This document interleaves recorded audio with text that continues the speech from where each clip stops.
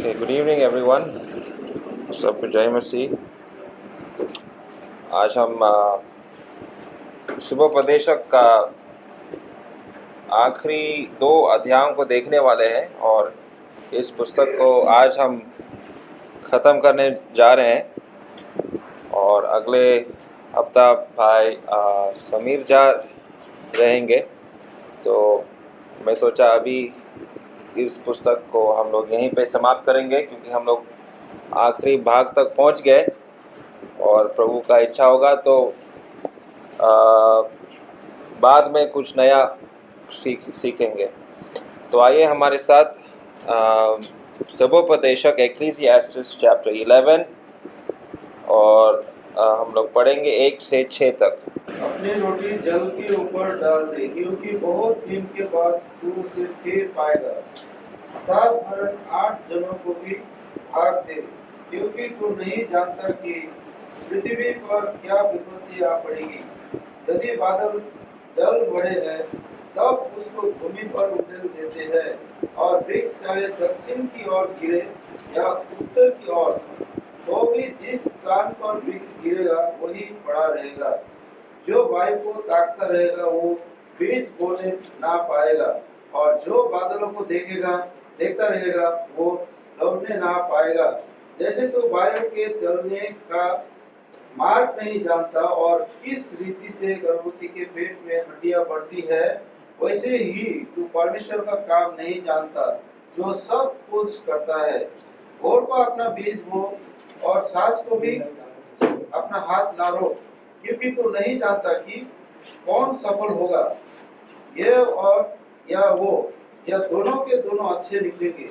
बस thank you brother, thank you. परमेश्वर अपने पढ़े हुए वचन पर आशीर्वाद दे। तो सबसे पहला पद में हम लोग पढ़ते, अपनी रोटी जल के ऊपर डाल दे। तो इसका क्या मतलब है, थोड़ा समझने का कोशिश करेंगे। क्यों कोई रोटी पानी के ऊपर फेंकेगा? और ये एक प्रकार से एक जाना पहचाना वचन है शुभोपदेशक का पुस्तक से। और इसका ये मतलब है कि रोटी जो है ये हमारा रोज की रोटी, जो मेरा कमाई है, जहाँ पे मैं नौकरी करता हूँ, जहाँ पे मैं अपने जीवन के लिए मैं पैसा इकट्ठा करता हूँ। तो कभी कभी ऐसा समय आ जाता है कि आपको अपना कमाई को किसी और को देना पड़ेगा। तो यहाँ पर वही समझ है कि अगर कोई ऐसा करेगा तो कल जो आपने दूसरों को मदद किया वो लौट कर वापस आया। आज ही दोपहर को मेरा गाड़ी का बैटरी ख़राब हो गया और इसके लिए मैं थोड़ा सा टेंशन में था। अरे बैटरी काम नहीं कर रहा है। तो एक हमारे विश्वासी ब्रदर भाई ने, मैं नाम नहीं बोलना चाहता, लेकिन वो सही समय पर आया और बोला डोंट वरी, आपका बैटरी आ जाएगा। तो इस प्रकार से किसी भाई ने हमारा मदद किया। संकट के समय में मेरा गाड़ी नहीं चल रहा है, तो प्रभु का जन आके मुझे सहायता किया। तो यही मतलब है कि कभी कभी आपको दूसरों को मदद करना पड़ेगा। आपका जेब से आपका पैसा आपको देना पड़ेगा। तो कल भविष्य में वही व्यक्ति वापस आपको शायद मदद कर सकता है, मदद करेगा। तो ये एक सोच है यहाँ पर सुलेमान जो बुद्धिमान व्यक्ति है हमको बता रहे हैं। अभी जो कुछ भी हम लोगों ने यहाँ पर देखा कि नौजवानों के लिए बहुत सारी चीज़ें हम लोगों को सीखने को मिलेगा, लेकिन यहाँ पर जो एल्डर्स है, जो बूढ़े हैं, उनके बारे में भी कुछ बातें हम लोगों को सीखना है। और सबसे पहली बात यही है कि जो कमाने वाले लोग हैं, और कमाने वाले लोगों को अपने पैसों का चिंता नहीं होना चाहिए, क्योंकि परमेश्वर आपको संभालेगा। और जो कुछ भी आपके जीवन में ज़रूरत है, परमेश्वर वो सारी चीज़ उपलब्ध करके देगा। और जो लोग इन्वेस्ट करते हैं, सिर्फ एक ही जगहों पे नहीं, अलग अलग जगहों पे आप कोशिश करो अपना व्यवसाय को बढ़ाने के लिए। अभी कोई बोलेगा कि आप तो एक इवेंजलिस्ट है या प्रचारक है, आप कहाँ पर इन्वेस्ट करेंगे? तो एक प्रचारक के लिए या जो प्रभु का जो दास है, अलग अलग गांवों में उसको जाकर प्रचार करना पड़ेगा। 7 या 8 जगहों में जाकर आपको शायद प्रचार करना पड़ेगा। पता नहीं कौन से गांव में अच्छा फल मिलेगा, कितने जन आएंगे उस गांव से, हमको भी मालूम नहीं है। तो इस प्रकार से एक प्रचारक के लिए भी यही वचन है कि कैसे हम इन्वेस्टमेंट या अलग अलग जगहों पे, अलग अलग क्षेत्रों में हम लोगों को अपना वचन या अपना व्यवसाय को आगे बढ़ाना है। अभी उदाहरण के लिए हम लोग यहाँ पर बाइबल स्टडी ले रहे हैं, लेकिन इसका रिकॉर्डिंग भी होता है और फिर यूट्यूब पे भी डाल दिया जाता है। और जो लोग यहाँ नहीं आ पा रहा है वो घर से ही ये मैसेज को सुन रहे हैं। और ख़ास करके विपिना आंटी हमको हमेशा बोलती है, मैं आ नहीं पा रहा हूँ, मेरा उम्र हो गया, लेकिन आप जो रिकॉर्डिंग करते हैं वो मैं अपने घर के कमरे में बैठकर मैं सुन सकता हूँ। तो सुविधा उनको हो रहा है। तो इस प्रकार से फ़ायदा जो है ऑनलाइन का माध्यम से भी हो सकता है। हम एंटी सोशल नहीं है, मतलब सोशल नेटवर्क जो है इसका सही रीति से जब हम इस्तेमाल करेंगे तो ज़रूर फ़ायदा होता है। तो कहाँ पे कैसा इस्तेमाल करना है, परमेश्वर हमको बुद्धि देता है। सो वेदर गुड हेल्थ और बैड, रिच और poor, we need to work hard. और ये 3 पद में जब हम पढ़ते हैं, 3 पद में ऐसा लिखा है कि यदि बादल जल भरे हैं तब उसको भूमि पर उंडेल देता है, और वृक्ष चाहे दक्षिण की ओर गिरे या उत्तर की ओर, तो भी जिस स्थान पर वृक्ष गिरेगा वही पड़ा रहता है। तो ये तूफान कभी भी आ सकता है, किसी के जीवन में भी ये तूफान आ सकता है। तो ये ऐसा हो सकता है कि आपका शरीर में कमजोरी होगा, कुछ रोग या बीमारी लग सकता है, जिसके वजह से घर में बहुत ही समस्या है। तो ऐसा संकट सबके घर में आने वाला है। There is no full guarantee that you will not suffer sickness or you will not suffer from financial problems. Good health and good wealth, इस प्रकार का कोई प्रॉमिस हमारे लिए नहीं है। कभी ना कभी सबको इसका सामना करना पड़ेगा। तो वही ये मतलब है यहाँ पर, चाहे वो दक्षिण ओर गिरे या दूसरी ओर भी गिरेगा, लेकिन समस्या सबको आने वाला है। लेकिन उस समस्या में हम लोगों को हार्ड वर्क करना है। We have to continue working hard, we should not be lazy. यहाँ पर वो सुलेमान हम लोगों को बताने का कोशिश कर रहा है। And don't wait for the right time, वो 4 पद में हम लोग देखते हैं, don't wait for the right time, मतलब सही समय पे मैं जाकर मैं काम करूँगा, ऐसे समय के लिए आप इंतज़ार मत करना। और ख़ास करके जो बिजनेसमैन होते हैं, व्यवसाय जो करते हैं, आपको रिस्क लेना ही पड़ेगा। इस व्यक्ति को मैं मदद करूं या ना करूं, इसके साथ मैं आगे मेरा व्यवसाय करूं या ना करूं, व्यापारी लोगों को हमेशा रिस्क लेना पड़ता है। वैसे किसान भी, उसको भी रिस्क लेना पड़ेगा। बारिश गिरेगा या नहीं गिरेगा कोई गारंटी नहीं है, उसको बीज जब समय आ गया तो उसको बीज डालना ही पड़ेगा। और प्रभु का काम में भी ऐसा ही है। अभी वहाँ पर विरोध चल रहा है, वहाँ पर ऐसे वैसे लोग हैं जो क्रिश्चियनों को पसंद नहीं, हम प्रचार नहीं कर सकते। हाँ, बुद्धि लेकर हम लोगों को काम करना चाहिए, लेकिन घर पे ही बैठे रहेंगे, साल भर में कुछ काम नहीं करूँगा, एक जन को भी अगर मैं सुसमाचार नहीं बताऊँगा तो फिर क्या फ़ायदा। तो सही समय के लिए हम लोगों को इंतज़ार नहीं करना है। जब भी कोई व्यक्ति आ गया, कुछ दोस्ती हो गया, सुसमाचार आप सुना सकते हैं उनको। So don't wait for the right time to share the gospel.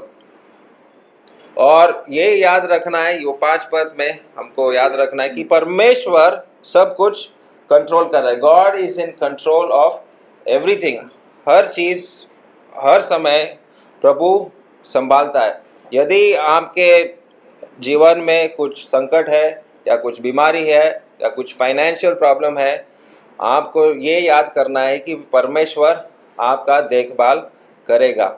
और वही ये दूसरा एक ट्रांसलेशन है, न्यू लिविंग ट्रांसलेशन में वो 3-4 पदों को ऐसा लिखा, give generously for your gifts will return to you later. मतलब जो कुछ भी आप दे रहे हैं वो वापस आपको आ जाएगा। Divide your gifts among many for you do not know what risks might lie ahead. और किसको क्या समस्या होने वाला है, किसके जीवन में क्या रिस्क आएगा, हम लोगों को मालूम नहीं। लेकिन अगर आपके पास पैसे है दूसरों को मदद करने के लिए, ज़रूर मदद कीजिए।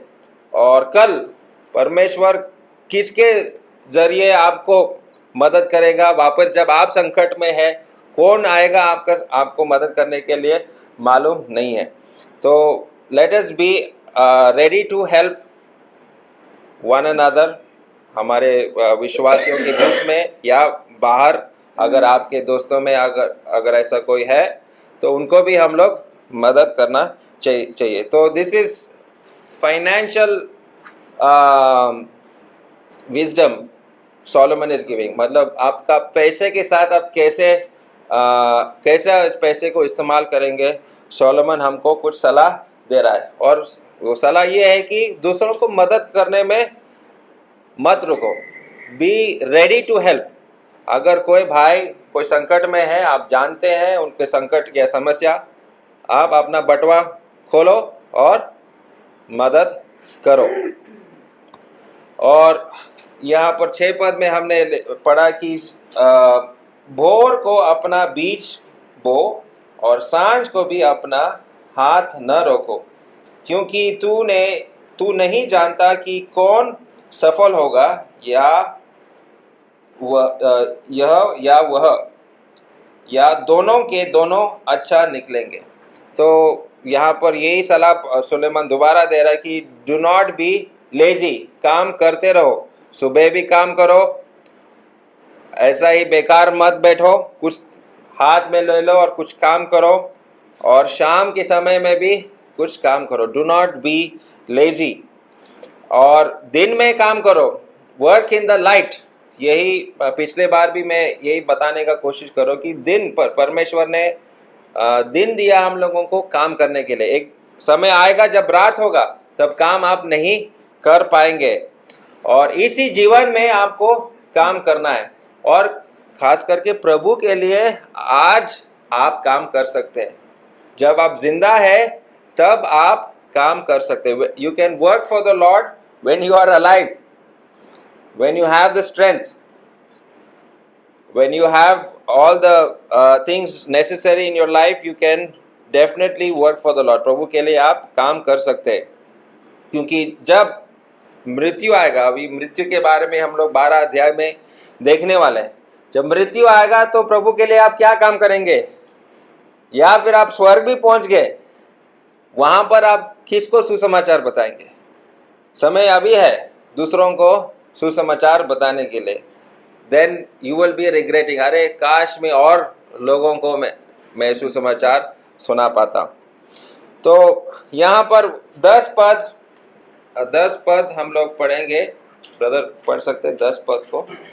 अपने मन से खेद और अपनी देह से दुख दूर कर, क्योंकि लड़कपन और जवानी दोनों व्यर्थ है। ओके, तो यहाँ पर मन में खेद, और कुछ ट्रांसलेशन में ऐसा लिखा है एंग्जाइटी, रिमूव एंग्जाइटी। और दूसरा और एक कुछ लिखा है कि गुस्सा, anxiety, that is there is no word, खेद ऐसा शब्द दिया है। एंगर या गुस्सा, फिर पेन। तो देखो जैसे ये चीज़ें जो है सारे सब में एक रिश्ता है। They are all related to each other, anxiety, anger, pain. और कभी कभी जो लोग एंग्जाइटी का एक प्रकार का एक साइकोलॉजिकल एक बीमारी है, तो उसके वजह से उनके शरीर में भी एक दर्द महसूस उनको होता है। तो सुलेमान कह रहा है कि अपने मन से इस एंजाइटी को निकालो। और मैं कुछ वीडियोस देख रहा था, जो एक डॉक्टर है जो खास करके जो एंजाइटी के लिए वो सलाह दे रही थी। वो कह रहा है कि anxiety is something that you can control. it is a psychological problem, and if you are able to tell yourself that this fear means nothing, you are able to control anxiety। और ये जो डर हमारे मन में है, किसी लोगों के लिए ये एक मानसिक एक समस्या है, लेकिन इस मानसिक समस्याओं को आप रोक सकते हैं। अपने मन से अगर आप बात करेंगे तो उस डर को भी आप निकाल सकते हैं। और सुलेमान वही सलाह दे रहा है, अपने मन से खेद और अपनी देह से दुख दूर कर। परमेश्वर की सहायता से हम कोई भी डर, चाहे वो एंजाइटी, डिप्रेशन या कुछ भी हो, परमेश्वर की सहायता से उन चीज़ों को भी हम लोग अपने जीवन से निकाल सकते हैं। एंड सुलेमान वही हम लोगों को बताने का कोशिश कर रहा है कि you want stay for young for long. अभी गौरव जैसे जितना शक्ति है साइकिल चलाने के लिए, वो मिरिक तक जा सकता है, कल वो दार्जिलिंग भी शायद पहुँचेगा साइकिल चलाते। लेकिन ये परमेश्वर ने उसको ये शक्ति दिया है, मैं ये बिल्कुल नहीं कर सकता है, और कोई ये शक्ति हमारे पास नहीं है। लेकिन नौजवानों के लिए ये शक्ति परमेश्वर ने दिया है, लेकिन इतना शक्ति हमेशा हमारे पास नहीं होगा। जब मैं जवान था मैं कर सकता था, लेकिन जब मेरा उम्र बढ़ रहा हो मैं नहीं कर सकता हूँ। तो सुलेमान हम लोगों को बताने का कोशिश कर रहा है कि जवानी जो है इसमें आनंद करो, अभी जो जितना आप कर सकते करो, लेकिन ध्यान से जो कुछ भी आप कर रहे हैं परमेश्वर के डर में करना है। परमेश्वर ऊपर से देख रहा है, करो जो कुछ भी करना है, जहाँ जाना है जाओ, जहाँ मतलब जो कुछ खेलना है खेलो, लेकिन परमेश्वर के डर से ही हम लोगों को अपना चीज़ों को करना है। और वो 9 पद में हम देख सकते हैं। लेकिन ये बात भी हम लोग पिछले बार भी देखा कि there are things that we can enjoy. Joy is good, pleasure is good as long as it is done in the right way। परमेश्वर के नज़र में अगर सही रीति से हम लोग करेंगे तो बिल्कुल हमारे जीवन में आनंद सुख होना चाहिए। ऐसा नहीं कि मैं विश्वासी बन गए मतलब दुखी ही बनते रहना है, ऐसा नहीं है। कुछ सुख परमेश्वर ने हमारे लिए दिया है जो हम लोग इस दुनिया में एंजॉय कर सकते हैं। और ये 12 अध्याय में जैसे हम लोग मैं बोल रहा कि ये बूढ़े लोगों के लिए भी है। और ये 12 अध्याय अगर आप 1 से 8 तक पढ़ेंगे, अभी पढ़ेंगे नहीं, लेकिन अगर आप ध्यान से पढ़ेंगे तो वहाँ पर हम लोग देख सकते हैं कि एक बूढ़ा व्यक्ति कैसा है, उसका अवस्था कैसा है, हम लोग देख सकते हैं। जैसे 5 पद को हम लोग पढ़ेंगे, वर्स 5। फिर जो ऊंचा हो उससे भय खाया जाएगा और मार्ग में डरावनी वस्तुएं मानी जाएगी, और बादाम का पेड़ फूलेगा और हड्डी भी भारी लगेगी, और भूख बढ़ाने वाला फल फिर काम न देगा, क्योंकि मनुष्य अपने सदा के घर को जाएगा और रोने पीटने वाले सड़क सड़क फिरेंगे। तो वहाँ पर जो बातें हमने पढ़ा है, एक वृद्ध आदमी के बारे में बता रहा। और बादाम का पेड़ लिखा है ना वहाँ पर, तो ये बादाम का पेड़, और जब इसके फूल लग जाते हैं तो ये हरा पेड़ जो है ये सादा वाइट कलर सफ़ेद रंग का बन जाता है। और यही हमारे सिर के बालों के साथ हो जाते हैं। जब हम बूढ़े बन जाते हैं सिर के बाल सफ़ेद हो जाते हैं। और यहीं आते समय मैंने एक बूढ़ा आदमी को चलते हुए देखा, लाठी लेकर ऐसा वो चल रहा था। और वहाँ पर ग्रास हॉपर के बारे में भी लिखा है। और ग्रास हॉपर कैसा है, ऐसा लगता है कि ग्रास हॉपर के हाथ में एक काठी है, लाठी है, ऐसा दिखता है अगर ध्यान से ग्रास हॉपर को देखेंगे। तो ये जो भी डिस्क्रिप्शन हम लोग पढ़ेंगे तो एक बूढ़ा व्यक्ति के बारे में हम लोग देखते हैं। और इसलिए जब आपका अवस्था ऐसा बूढ़ा हो जाएगा तो आप परमेश्वर के लिए आप क्या कर सकते हैं, तो वो सोचने की बात है। अभी जब आपके पास शक्ति है आप परमेश्वर के लिए कुछ कर सकते हैं। इसलिए वहां पर सलाह है, और नौजवानों के लिए ये सलाह है कि remember your creator in the days of your youth. ये 12 और 1 पद को हिंदी में पढ़िए। अपनी जवानी के दिनों में अपने सृजनहार को स्मरण रख, इससे पहले की विपत्ति के दिन और वे वर्ष आए जिनमें तू कहे कि मेरा मन इन में नहीं लगता। तो अपने जवानी के दिनों में अपने सृजनहार को स्मरण रख। So we need to remember our creator when we are young. और मेरा उद्धार अगर जवानी में ही हुआ तो और भी अच्छा। जितना आपका उम्र बढ़ेगा उतना मुश्किल होता है एक आदमी को प्रभु यीशु मसीह पर विश्वास रखने के लिए। तो जवानी ये सही समय है किसी का उद्धार होने के लिए। और मैं 12 साल का था जब मैंने प्रभु यीशु मसीह को ग्रहण किया, जब मैं यीशु मसीह को उद्धारकर्ता के रूप में पहचाना। और 12 साल के उम्र से ही प्रभु यीशु मसीह का वचन पढ़ना, इसके लिए भूखा और प्यासा हुआ था। और आप भी अगर यहाँ पर नौजवान लोग जो 12 साल के हैं या 13 साल के हैं, यही सही उम्र है आपके लिए प्रभु यीशु मसीह को अपने जीवन में ग्रहण करने के लिए। और वही 6 पद में वही दोबारा वो कह रहा है कि remember him before the silver cord is broken. उस समय चांदी का तार 2 टुकड़े हो जाएगा और सोने का कटोरा टूटेगा और सोते के पास घड़ा फूटेगा और कुंड के पास रहट टूट जाएगा। और ये मृत्यु का एक दृश्य है कि जब मृत्यु हो जाता है क्या क्या टूटने लगता है। हड्डियां भी टूटने लगते हैं, बहुत सारी चीज़ें उस घर के अंदर ही होता है। So get saved when you are young. जब आपका उम्र जब हो जाएगा तो प्रभु के लिए जीना बहुत ही कठिन हो जाएगा। और 12 अध्याय और 13 पद हम पढ़ेंगे। सब कुछ सुना गया, अंत की बात यह है कि परमेश्वर का भय मान और उसकी आज्ञाओं का पालन कर, क्योंकि मनुष्य का संपूर्ण कर्तव्य यही है।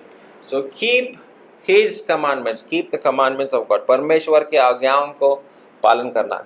अगर मैं आपको पूछूंगा नौजवान जो है यहाँ पर, कौन सी आज्ञाओं को आपको मानना पड़ेगा?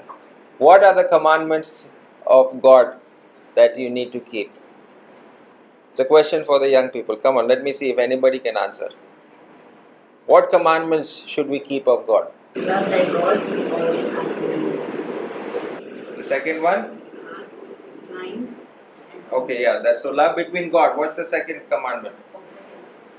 Love thy neighbors as yourself. Love thy neighbor as yourself. Okay? तो परमेश्वर से प्रेम और अपने पड़ोसी से प्रेम, ये 2 ही आज्ञाओं को आपको निभाना है।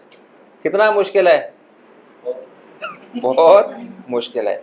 पुराने नियम में जब हम पढ़ते हैं, परमेश्वर ने जब आदम और हवा को बनाया, कितने आज्ञा दिया उनको? 1 ही। आदम और हवा को 1 ही आज्ञा। जब इस्राएल देश बन गया तब मूसा को 10 आज्ञा दिया।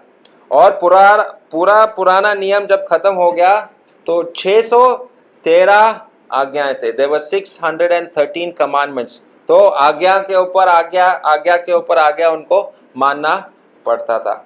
और 1 आज्ञा अगर आपने तोड़ा, इसका मतलब आपने सारे आज्ञाओं को तोड़ा।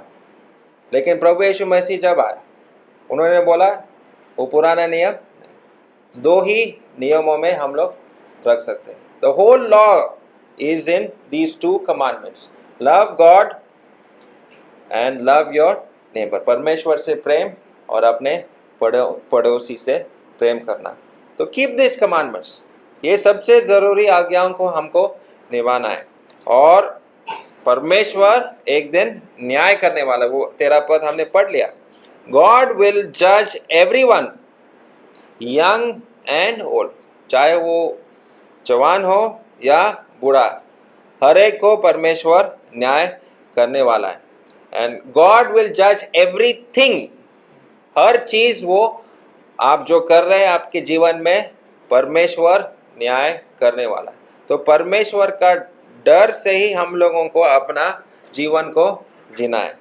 अभी ये 13 मई को, आज 17 मई, लेकिन 13 मई को ये व्यक्ति जिसका नाम है शेख खलीफा बिन जायद, और दुनिया में 10 नंबर में ये सबसे अमीर आदमी है, among the top 10 richest people in the world, और ये मर गया। और ये मैं ट्विटर से लिया, ट्विटर पे किसी ने पोस्ट किया था, तो वहाँ से मैंने ये स्क्रीन कैप्चर किया और यहाँ पर डाला। He has keep the end in mind. Here lies a man who owns $98 billion oil reserve, $875 billion assets, ruler of Abu Dhabi, मतलब अबू धाबी का राजा, लेकिन अभी कहाँ पर है? 2 ईंटों के बीच में इतना ही जगह उसको मिला। अपना संपत्ति कुछ लेके गया क्या? कुछ नहीं लेके गया।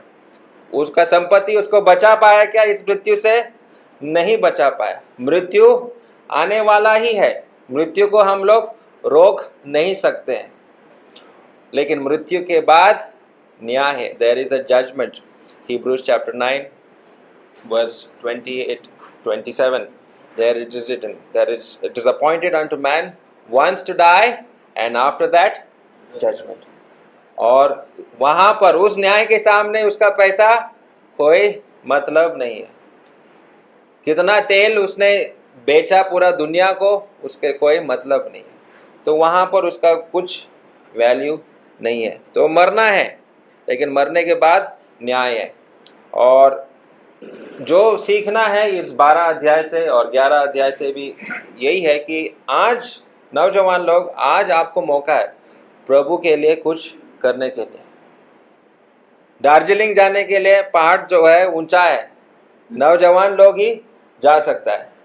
50 साल के ऊपर जब आपका उम्र होगा तो पहाड़ नहीं चढ़ पाएंगे। अगर वहाँ सुसमाचार बताना है, अभी मौका है।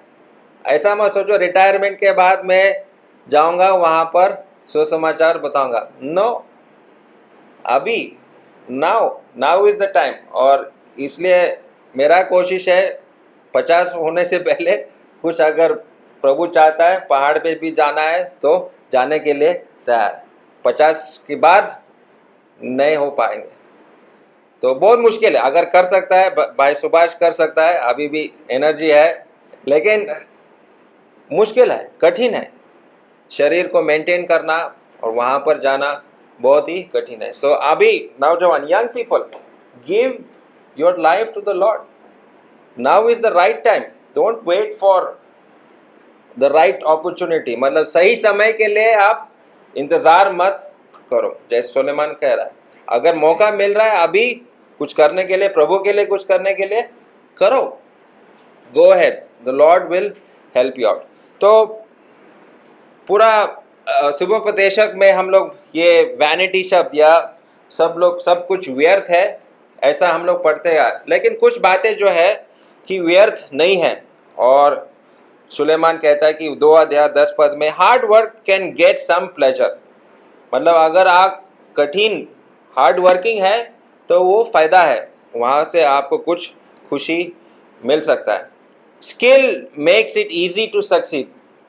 स्किल मतलब एक कला, किसी चीज़ में अगर आप किसी ट्रेड में अगर आप सीख गए, जैसे फॉर एग्जांपल प्रिंटिंग करना, हर एक व्यक्ति ये प्रिंटिंग नहीं कर सकता है, उसको वो सीखना चाहिए किस प्रकार से आपको प्रिंट करना है, किस प्रकार से आपको फ़ोटो बनाना है।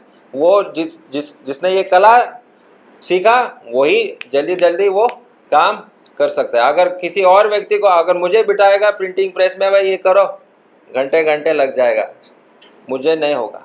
तो skill makes it easy to succeed. और and in chapter 8 we saw this, righteousness can give more security. धार्मिकता आपको थोड़ा सा रक्षा दे सकता है। It can give you some, not all, some security, मतलब इस जीवन में जो हम लोग शारीरिक रीति से इस दुनिया में जो जीते, ये सारी चीज़ें आपके लिए फ़ायदा, लेकिन अनंत काल के लिए ये फ़ायदा नहीं। इस जीवन के लिए ये लाभदायक है। ऑल इज़ नॉट वैनिटी, क्योंकि और बट मैन इज़ फॉलन, हम लोग एक गिरा हुआ अवस्था में है। मनुष्य जाति कब गिरा?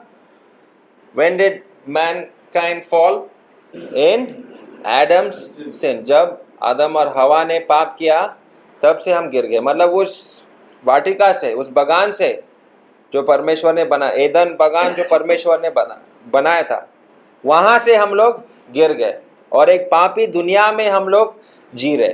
तो मैन इज फॉलन, और इस पापी दुनिया में जीने के कारण बहुत सारे संकट है, बहुत सारे समस्या है। फ्यूचर इज अनसर्टेन, कल क्या होगा पता नहीं। We don't know, nobody can tell. कल मैं जिंदा रहूंगा या नहीं, वो भी कोई गारंटी नहीं। Future is uncertain. Death is certain, मृत्यु जो है सुलेमान के अनुसार इस पुस्तक का अभ्यास करने से डेथ जो है वो निश्चय है। और वो 12 अध्याय में भी हम लोग देखते हैं, सुलेमान जो है बूढ़े लोगों के बारे में बता रहे हैं और कैसे मृत्यु आने वाला है। Death is certain. लेकिन जब हम नया नियम पढ़ते हैं तब पहला करंथ इसका 15 अध्याय, तो वहाँ पर पॉल बताता है कि एक नया mystery, there is a new mystery that was shown to Paul, कि सब लोग मरने वाले नहीं हैं, क्योंकि प्रभु यीशु मसीह बादलों पे आएगा और जो उस पर विश्वास करते हैं वो उठा लिया जाएगा। लेकिन शुभोपदेशक सुलेमान के लिए और उस जमाने के लोगों के लिए death was certain, it is certain. और हम लोग ऐसे भी बोल सकते हैं हमारे लिए भी ये सर्टेन है, अगर प्रभु यीशु मसीह वापस नहीं आएगा, डेथ इज सर्टेन। एंड पुराने नियम में इस प्रकार से there was no guarantee for everlasting life, अनंत जीवन के लिए कोई गारंटी नहीं था उनके लिए, जैसे हम लोगों के लिए है। पवित्र आत्मा भी उनके ऊपर गिरता था, फिर परमेश्वर पवित्र आत्मा वापस लेता था। और वे शाऊल के जीवन में हम देख सकते हैं, और बहुत सारे भविष्यद्वक्ताओं नबियों के जीवन में भी हम देख सकते हैं। They were saved but they did not have full assurance, जिस प्रकार से आपको और हमारे लिए है। तो Solomon also did not know कहाँ जाएंगे। तो जिस प्रकार से हम शुभोपदेशक का पुस्तक को जब हम पढ़ते हैं, we feel that he was not sure about what is going to happen after death. So क्या to conclusion में हम लोग क्या करेंगे इस शुभोपदेशक, कुछ बातें जो है और 12 अध्याय में भी हमने पढ़ चुका है कि live your life in complete trust in God, पूरे भरोसा, परमेश्वर पर पूरा भरोसा रखो। Live your life in complete trust in God and live your life as a gift from God. परमेश्वर ने ये जीवन दिया, ये एक तोहफा है आपके लिए। आप जिंदा है, आज आपने इस दिन को देखा है, ये एक प्रकार का तोहफा है। हर एक दिन परमेश्वर आपको दे रहा है, ये एक आपके लिए तोहफा है। आज सुबह मैं राजेश मुंडा को मिलने गया था और मुझे हाथ जोड़कर वो बोल रहा है, अंकल क्या मैं बचूंगा, क्या मैं जिंदा रहूंगा? बोला डोंट वरी, प्रभु आपको बचाएगा। प्रभु ने आज तक आपको बचाया, प्रभु ने आज आपको एक नया दिन दिखाया, तो प्रभु को धन्यवाद दो, प्रभु संभालेगा। तो प्रभु के हाथों में उसका भी जीवन है, प्रभु के हाथों में हमारा भी जीवन है। And live life in the light of future judgement, आगे आने वाले न्याय, सबका न्याय होने वाला है। जब आप मरेंगे तो आपको परमेश्वर के सामने खड़ा रहना, you will be judged. So live life in light of future judgement. और 7 और 8 चीज़ें जो है जो उन्होंने बोला, जहाँ से हम लोगों को सुख मिलता है, there are things that give us pleasure. 7 and 8 things are there: eating food, drinking, clothes, perfume, marriage, job, money and your bread, रोज की रोटी एंड योर हार्ट्स डिज़ायर, ये सारे चीज़ें जो है परमेश्वर जो है हमको देना चाहता है. These are things that we can enjoy in this life. आज के जीवन में ये सारे सुख हम लोग इसमें आनंद मना सकते हैं, लेकिन कैसे? परमेश्वर ने ये सारी चीज़ें हमको दिया है. We can enjoy these things in this life, in this world, in this body, लेकिन all has to be done in the fear of God. परमेश्वर के डर में ही ये सारे चीज़ों को हम लोग आनंद उठा सकते हैं. अगर परमेश्वर का डर मेरे अंदर नहीं है तो ये सारे चीज़ें जो है व्यर्थ है. All these things are going to be vain. जो कुछ भी सुख आप शायद सोच रहे कि ये सुख मेरे जीवन में है, वो व्यर्थ है जब तक परमेश्वर का भय, परमेश्वर का डर मेरे अंदर नहीं है. तो यहीं पर मैं सुबोपदेशक का पुस्तक को समाप्त करता हूँ और मैं प्रार्थना करता हूँ कि इन बातों से, इन विचारों से आपको कुछ लाभ मिला है इस पुस्तक को समझने के लिए. तो सुनने के लिए बहुत बहुत धन्यवाद. Thank you very much.